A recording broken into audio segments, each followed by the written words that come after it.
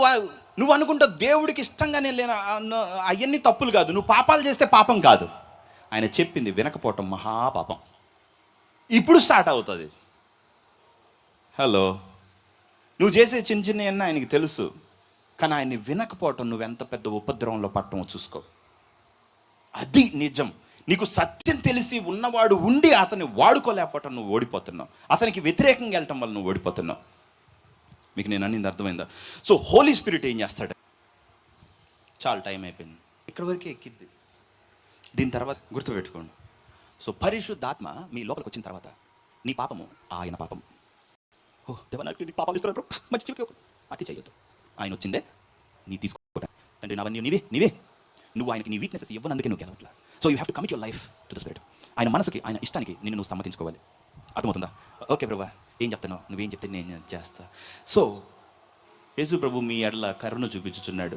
వెళ్ళిపోదాం అనుకున్న నాకు మళ్ళీ తట్టించాడు. ఓకే, రెడీనా? సరే.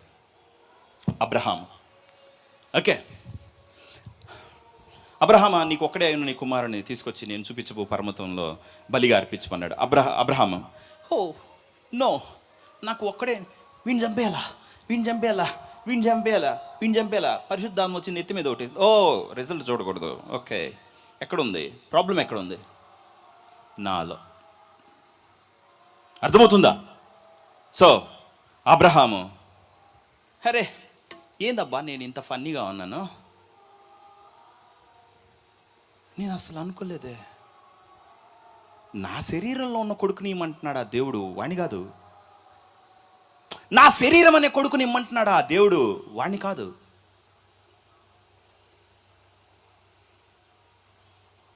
నా శరీరంలో బతికున్నాడు నా కొడుకు, నేను ఇంకా స్పిరిట్లో లేను, నేను చచ్చి ఉన్నా. మీకు అర్థం కాల. ఇసాకుని తీసుకొని వెళ్తున్నప్పుడు అబ్రహాంకి ఏం అర్థం కాల. ఇసాకుని తీసుకొని ఒక రోజు వెళ్ళాడు, 2 రోజులు, దేవుడు ఎందుకు 3 రోజులు దినం పెట్టాడంటే నీకు ఎలాంటి పెట్టాడు. ఓకే, ఇప్పుడు అబ్రహాం వెళ్తున్నాడు, లోపల పరిశుద్ధాత్మ అబ్రహాం చెప్తుంది, అబ్రహాం నీ కొడుకును మాత్రం చూడదు, నా బిడ్డ 100 ఏళ్ళప్పుడు కన్నాన్రా నిన్ను. సినిమా డైలాగ్ వేసాడు.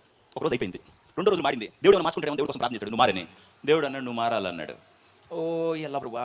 ఓకే, సో 2వ రోజు చేశాడు. వీడు కాదు, ఎక్కడో ప్రాబ్లం ఉంది. అది ఎక్కడ? నీవు ప్రేమించు ఎక్కడుంది? నా ప్రేమించు ఎక్కడుంది? ఇక్కడుంది. ఓ డిఫెక్ట్ ఎక్కడుంది? నేను వదులుకోవాల్సింది వదులుకోకపోవటంలో ఉంది. సో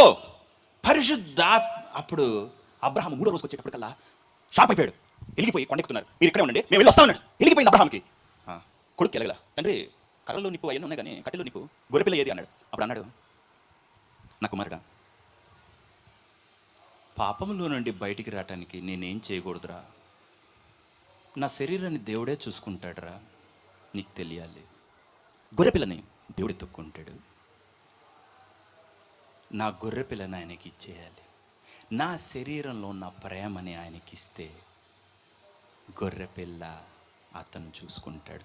గొర్రెపిల్ల ముందే పొదల్లో ఉందా లేదా? Grace is already ready. నువ్వు అక్కడికే వెళ్తున్నావు. మీకు అర్థమవుతుందా? మీరు చింతించొద్దు. మీరు మీ విడుదలకి వెళ్తున్నారు, మీ అప్పులు తీరిపోవడానికి వెళ్తున్నారు, మీ కష్టాలు తీరడానికి, మీ పిల్లలు పుట్టడానికి వెళ్తున్నారు, అన్ని మంచిగా మీరు వెళ్తున్నారు. బట్ పరిశుద్ధాత్మ ఏం చేయండి, ఆయనది, ఈ కొడుకు నాది కాదు, ఇది నేను ఇయ్యలేకపోతున్నా. ఓకే, అప్పుడు అబ్రహాం దక్కింది, వాడు నీ కొడుకా? కాదు, నీ కొడుకు అన్నాడు. అది వాడు నా కొడుకు. హోలీ స్పిరిట్స్ అన్నయ్యాడు. నీ ఫ్లెష్ ఎవరిది? నాది. కుమారుడు. అప్పుడు కొడుకు అడిగాడు, అంటే కట్టెలు నిప్పు ఉంది, గొర్రెపిల్ల ఏది? ఓ డోంట్ ఆస్క్ మీ, నన్ను అడగబాకు, పరిశుద్ధాత్మ చూసుకుంటాడు. యెహోవా ఈరే అన్నాడు. అర్థమవుతుందా? నేను ఎలా పాపి కాకుండా పరిశుద్ధ అవుతాను? ఆ పిచ్చి ప్రశ్న అసలు అడగకు. పరిశుద్ధాత్మ చూసుకుంటాడు. అర్థమవుతుందా? నేను ఎట్ట బాగుపడతాను? It is his. అర్థమవుతుందా? ఆయన సౌవర్నిటీ, ఆయన అధికారంలో ఉంది. ఓకే, సో నేను ప్రతి ఒక్కళ్ళదే ఈ పని చేయాలి. దేవుడు నన్ను ఎలా నడుపుతాడు, దాన్ని ఎలా చేస్తాం